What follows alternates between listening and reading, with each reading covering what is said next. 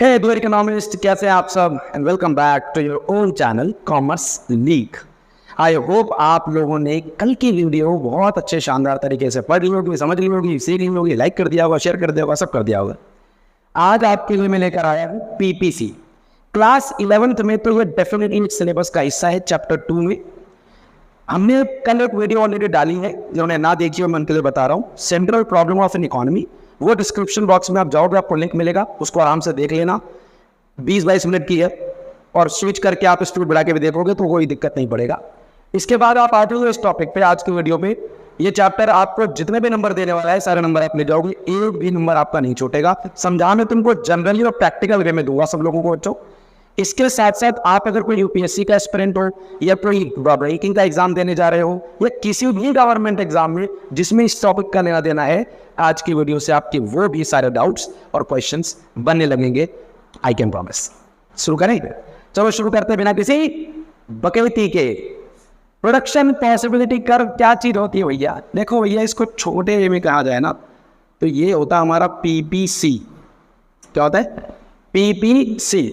बस पीपीसी का प्रॉपर एक डेफिनेशन पहले समझो, इसके बाद आपको डायग्राम के माध्यम से मैं समझाता हूं कि ये पीपीसी एक्चुअली में है क्या और इकोनॉमी में इसका क्या रोल है ना। पहला, it is a curve showing different alternative combination. यहां पे जरा फोकस करो। पीपीसी क्या है? एक कर्व है जो क्या दिखाता है? Different alternative combination. मैं ये भी कह सकता हूं, it is a curve showing the different alternative possible combinations of production of two goods with the given resources.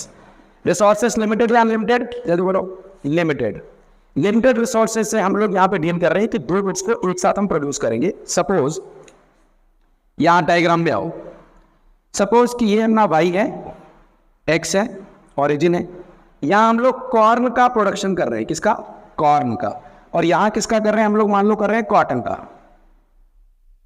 तो हमको दो गुड्स लेने थे, हमने दो गुड्स ले लिए, कॉटन और कॉर्न। क्लियर? इसके बाद हमको प्रोड्यूस करना है। प्रोड्यूस कौन करेगा? प्रोड्यूसर करेगा ऑब्वियसली। प्रोड्यूसर के पास रिसोर्सेज कितने हैं? लिमिटेड है। जो भी रॉ मटेरियल पड़ी होगा उसके पास है, लैंड लेबर जो भी पड़ा है वो सब का सब क्या है? लिमिटेड है। अब या तो वो कॉटन का प्रोडक्शन पूरा कर दे या कॉर्न का प्रोडक्शन पूरा कर दे। तो अगर मान लो, टोटल मैं आपको एक शेड्यूल बना के दिखाता हूं।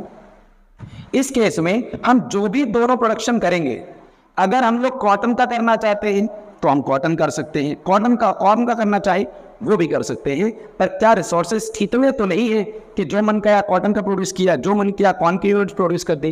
We will have to actually make a choice कि कौन सी और कितनी यूनिट इसकी और कौन सी और कितनी यूनिट इसकी करनी है। यहाँ तक क्लियर है? जब भी हम कोई लॉ पढ़ते हैं बेटा, देखो इकोनॉमिक्स में हम जो भी स्टडी करते हैं ह्यूमन बिहेवियर को, उसमें हम लोग कुछ ना कुछ अजम्पशन भी मानते हैं, कुछ ना कुछ मानकर चलना पड़ता है, तब जाके हम लोग एक एस्टिमेटेड वे में मेजर कर पाते हैं कि चीजें कितनी और कहाँ और कैसे चल रही है और कितना वो आगे प्रोडक्ट हम कर सकते हैं, कि किस तरह से आगे अपने आप को अप्रोच करेंगे। पीपीसी का एक और नाम है, जिसको हम कहते हैं प्रोडक्शन पॉसिबिलिटी फ्रंटियर। यह इसका एक और भी नाम हो सकता है production transformation curve. Transformation curve भी इसको हम कह सकते हैं। तो दोनों नाम आपके पास हैं। अजम्पशंस लेके क्या चलते हैं? हम ये मान कर चलते हैं कि जो भी रिसोर्सेज की मदद से हम ये दोनों के दोनों यूनिट को प्रोड्यूस करेंगे, दोनों गुड्स को प्रोड्यूस करेंगे, वो हमारे पास हैं, लिमिटेड है। दूसरा हम ये अजम्पशन लेंगे कि टेक्नोलॉजी यहाँ पर कांस्टेंट रहेगी, मतलब टेक्नोलॉजी रिमेन सेम। ऐसा नहीं होगा कि एक गुड्स को प्रोड्यूस या दूसरे गुड्स को, मान लो कॉटन के लिए कोई नई टेक्नोलॉजी दुनिया मार्केट में आ गई और उसका इस्तेमाल हमने कर लिया, तो अगर हम टेक्नोलॉजी को बाहर से ले आएंगे तो फिर जो लॉ है वो सारा में सारा यहाँ पर बिगड़ जाएगा। इसलिए मानकर चलते हो कि कोई टेक्नोलॉजी में चेंज नहीं हो रहा, जो हमारा इस कर्व को बनाने से पहले था वही कर्व को बनाते हुए भी होने वाला है रिसोर्सेस में।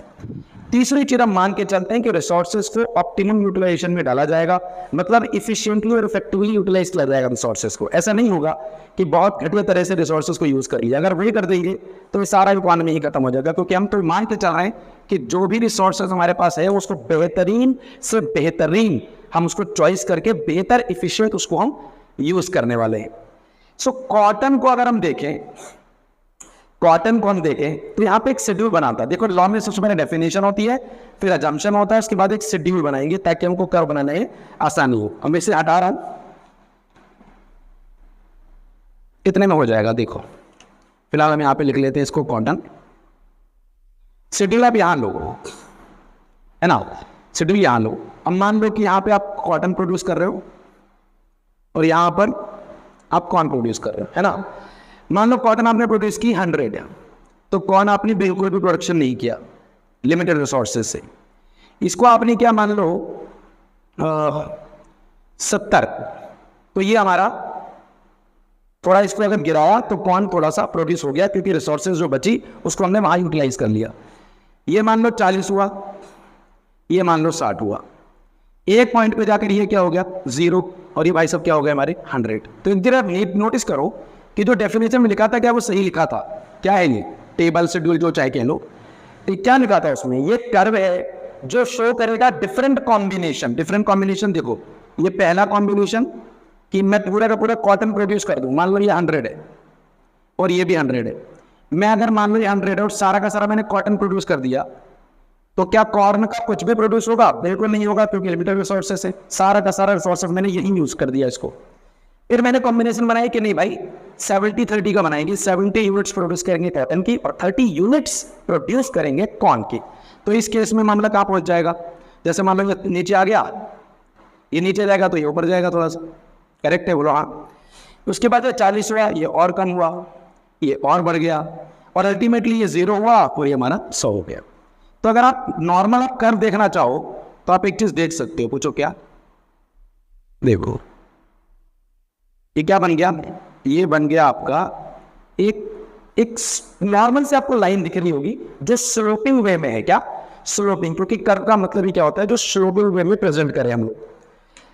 जब इनकी 100 हुई थी तो इनकी 0 हुई, जब हमारी कॉर्न की 100 हुई थी तो हमारी जो कॉटन है वो 0 हो गया। तो यही डिफरेंट ऑल्टरनेटिव पॉसिबल कॉम्बिनेशंस को हमारे पीपीसी में दिखाया जाता है। साथ ही साथ अगर मान लो ये पॉइंट मान लेता हूं मैं M, ये पॉइंट में मान लेता हूं N, ये किसका कर्व है बताओगे? ये पीपीसी का कर्व है। किसका? पीपीसी का कर्व। अगर ये अंदर की तरफ है, कोई पॉइंट है जो अंदर की तरफ शो कर रहा है और कोई पॉइंट है जो पीपीसी के बाहर की तरफ शो कर रहा है, बाहर मतलब राइट वर्ड और लेफ्ट वर्ड। इकोनॉमी में कोई भी शिफ्ट अगर लेफ्ट में होती है बेटा, कर्व जब भी लेफ्ट में जाएगा इसका मतलब नुकसान हो रहा है, और राइट में जा रहा है इसका मतलब फायदा हो रहा है। बट ये फायदा भी नहीं है एग्जैक्टली, भी सीखना। एम पॉइंट का मतलब होता है कि रिसोर्सेस को क्या किया गया है, देखो क्या लिख रहा हूं मैं, under utilized. So inside the PPC point represents that resources is not actually utilized properly, ये अंडर यूटिलाइज हुआ है। मान लो एक मशीन से एक दिन में 100 यूनिट्स प्रोड्यूस हो सकती थी, पर किया कितना? सिर्फ 80। तो 20 और की जा सकती थी ना, नहीं कर पाए ना आप। अब क्यों नहीं कर पाए? स्किल कमी होगी, हो सकता है इलेक्ट्रिसिटी चली गई हो सकता है कोई और कारण हो सकता है स्ट्राइक हो गई हो, ये कोई भी वैसे रीजन हो सकते हैं जिसकी वजह से रिसोर्सेस यूटिलाइज नहीं हो पाए। एम पॉइंट का मतलब है ओवर यूटिलाइज हो गया, मतलब करना था कुल मिला जुला के मान लो 100 यूनिट्स और हमने कर दिया उसमें 170 यूनिट्स। ऑब्वियसली वो अपनी कैपेसिटी के अनुसार ही करेगा। अगर उसको मेंटेन करना है लॉन्ग टर्म में, मशीन अपनी चीखें निकल जाएंगी मशीन की और जहाँ चलना होगा 5 साल, भाई हमारा सेट डोलेगा 2 साल में। तो बेकार का काम क्यों करना भैया, प्रॉपरली यूटिलाइज करो। और प्रॉपरली कहाँ यूटिलाइज होगा? इन पॉइंट्स पे। ये क्या है भैया? पीपीसी के ऊपर जो भी पॉइंट होगा इन सभी का मैं नाम रख दूं क्या? चलो ए बी सी डी ई और एफ, ये सभी पॉइंट्स क्या रिप्रेजेंट करेंगे? ये सभी रिप्रेजेंट करेंगे ऑप्टिमम यूटिलाइजेशन। ऑप्टिमम का मतलब एकदम परफेक्ट यूटिलाइजेशन रिसोर्सेस का हुआ है। परफेक्ट का मतलब बच्चों, परफेक्ट का मतलब होता है जो भी रिसोर्सेस यूज हो रही है वो एकदम ठा करके 100 को प्रोड्यूस करना था, 100 प्रोड्यूस किया गया, है ना। चल अब M point, N point, A B C D E F, ये सारे पॉइंट आपको समझ में आ गए। अगला काम आपको करना है कि क्या पीपीसी में कोई शिफ्ट भी आता है या रोटेशन आती है। तो अगला टॉपिक गाइस, पीपीसी का जो कर्व हमने भी पढ़ाया था, मैं यहाँ पे बना के दिखा रहा हूँ, देखो ना क्या हमने यही बनाया था अभी। ये वाला कर्व आपको दिख कैसा रहा है? अगर आप ध्यान से देखोगे तो ये कर्व आपको दिखेगा कनकेव। देखो ये कैसा है? कनकेव का कर्व है। क्या लिख सकते हैं आप? कनकेव। तो क्वेश्चन आएगा कि पीपीसी का कर्व कन्वेक्स होता है, कनकेव होता है, क्या होता है? एक्चुअली आप पीपीसी के कर्व को कनकेव ज्यादा बोलना पसंद करते हो। अब ये कनकेव क्यों होता है उसका भी लगे हाथ में आपको एक ऑप्शन अभी दे दूंगा इसको पढ़ाने के बाद, तो वीडियो में बने रहना है।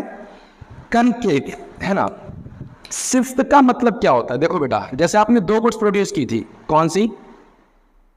कॉटन और कॉर्न।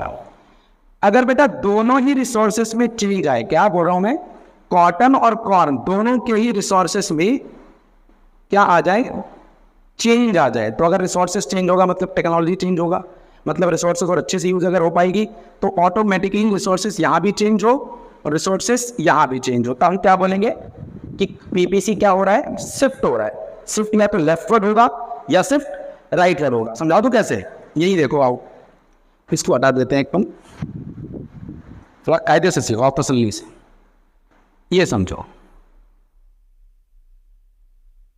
अब मान लो कि भाई दोनों के दोनों रिसोर्सेस में टेक्नोलॉजी अपना रोल प्ले कर रही है, या हम यूँ कह सकते हैं कि टेक्नोलॉजी अच्छी हो गई। तो अगर टेक्नोलॉजी अच्छी हो गई होगी और दोनों की हुई होगी तो इस केस में क्या होगा, ये पॉइंट यहाँ पर है, ये पॉइंट यहाँ पर है ना, और दोनों का ही बढ़ गया, मतलब यहाँ इसका प्रोडक्शन होगा, यहाँ पे इसका प्रोडक्शन होगा, तो दोनों ही केस में क्या होगा, ये देखो ये राइटवर्ड शिफ्ट हो गया ना। तो राइटवर्ड शिफ्ट क्यों हुआ होगा, इसका नाम रख दो मान लो m, इसका रख दो m डैश, इसका n और इसका m डैश, तो m डैश से n डैश हुआ क्या, ये राइटवर्ड पीपीसी क्या हो गई, शिफ्ट हो गई। शिफ्ट क्या हो गई, क्योंकि दोनों के रिसोर्सेस में चेंज आया, इस वाले केस में तो अपग्रेड हो गया होगा। अगला वाला केस आप करो, इसमें क्या हुआ, इसमें इसका भी रिसोर्सेज मतलब यहाँ पे प्रोडक्शन हो रहा था y का और x का, ये भी गिर गया, ये भी गिर गया, ये भी लेफ्टवर्ड शिफ्ट हो गया। इसका मतलब कि आपका जो पीपीसी का शिफ्ट है वो लेफ्टवर्ड शिफ्ट हुआ, क्या लेफ्टवर्ड, और यहाँ राइटवर्ड। लेफ्टवर्ड शिफ्ट क्या हुआ होगा, रिसोर्सेज बहुत खराब यूज हुए होंगे या टेक्नोलॉजी अच्छी नहीं आई होगी। इस केस में हम कहते हैं कि पीपीसी हमारा शिफ्ट हुआ है जब दोनों रिसोर्सेज में चेंज आए। रोटेशन की अगर हम बात करें तो रोटेशन का मतलब होता है एनी वन गुड, मतलब किसी भी एक गुड का प्रोडक्शन अगर बढ़ रहा है, मतलब उसकी टेक्नोलॉजी या उसके रिसोर्सेज चेंज हो रहे हैं, किसी एक के, दोनों के नहीं। तो यहाँ पे एक नॉर्मल से कर्व बनाओ, ये था पीपीसी, नॉर्मल कर्व क्या था पीपीसी का, यही था। अब मान लेते हैं कि इस केस में एक्स का जो गुड है, जो कमोडिटी है वो बढ़ गई, वाई अपनी जगह पे सेम ही है क्योंकि किसी एक का भी चेंज हुआ है, तो इस केस में बात क्या बनेगी, बात समझ में नहीं आई। देखो वाई अपनी जगह सेम है, जो कॉटन का प्रोडक्शन हो रहा है मान लो वो इतना ही हो रहा था, मान लो 70 है, तो 70 यूनिट ही प्रोडक्शन हुआ, लेकिन इस भाई साहब ने कहाँ पे अपना 30 कर रहा था, कहाँ इस आदमी ने अपना 60 कर लिया। तो जब नहीं पीपीसी रोटेट होगी तो इसका मतलब कि किसी एक में जो गुड्स है उसके रिसोर्सेज बढ़ रहे होंगे और उसकी प्रोडक्शन बढ़ रही होगी, तो कहेंगे पीपीसी रोटेट हो रहा है। ये रोटेट हुआ राइट शिफ्ट में, ये लेफ्ट भी हो सकता है। लेफ्ट कैसा लगेगा आपको देखने में, बहुत ही सिंपल है ना, ये मान लो ऐसा है। मान लो इसमें इस बार कॉटन का रिसोर्सेस बहुत बेहतर था, बहुत अच्छे से यूटिलाइज किया गया, स्किलफुल किया गया और ऑप्टिमम तरीके से किया गया, और मान लिया कॉटन का जो प्रोडक्शन है वो लिमिटेड रिसोर्सेस पे ही बढ़ गया, इसका बढ़ गया, ये बेचारा वहीं का वही है। तब स्थिति क्या बनेगी, देखो ये देखिए, बात समझ में आई। इस केस में हमारा कॉटन बढ़ रहा है और इस केस में कॉर्न बढ़ रहा है, बोलो हाँ, समझ में आई नहीं आई। बस इसी को छोटे से टॉपिक को हम लोग एक्सप्लेन अब यहाँ पे कर चुके हैं। सो शिफ्ट ऑफ पीपीसी और रोटेशन ऑफ पीपीसी का बेसिक डिफरेंस आपको यहाँ पर क्लियर हो गया होगा। वीडियो अच्छी लग रही हो तो गाइस प्लीज वीडियो को लाइक करें, शेयर करें अपने सभी दोस्तों के बीच में, अपने जानने वाले लोगों के बीच में, जो कॉम्पिटिशन का एग्जाम दे रहे हैं देने वाले उनके साथ भी शेयर कर सकते हैं, उनको भी इससे वैल्यू जरूर ऐड होगा। डिस्क्रिप्शन बॉक्स में लिंक है पुरानी वीडियोस की, जिससे पहले डाली हुई है चैप्टर 1 की, सेंट्रल प्रॉब्लम की भी डाल रखी है, तो जरूर जाके देखें, जरूर जाके चेकआउट करें। कॉमर्स के लिए, ह्यूमैनिटी बैकग्राउंड के लिए ये चैनल मैंने क्रिएट किया है, आई होप आप सब इसको सपोर्ट करेंगे। तो यहाँ पर ये वाला टॉपिक हम करते हैं यहाँ पर फिनिश। तो शिफ्ट भी आपको समझ में आ गया और रोटेशन भी आपको समझ में आ गया। मेरे को एक चीज़ बतानी है, 2 मिनट लगेगा, ज़्यादा नहीं। देखो हम जब कहते हैं ना कि पीपीसी कनकेव है या कन्वेक्स है और ये सब चीज़ें हैं, मैं तुमको एक चीज़ बताता हूँ एक कर्व के माध्यम से, ये आपको बहुत जल्दी मिलेगा नहीं, इसलिए आप इसको ज़रा और ध्यान से देखना। देखो बेटा ये भी हिसाब है, हाँ समझ रहे हो, ये भी क्या है, हिसाब है। अच्छा ये भी हिसाब है, ओहो, और ये तो आपने पढ़ा ही नहीं अभी, इसके ऊपर कुंडली पढ़ ली। ये होता है कन्वेक्स, ये होता है स्ट्रेट ऑब्वियसली, और इस शेप का नाम है कनकेव।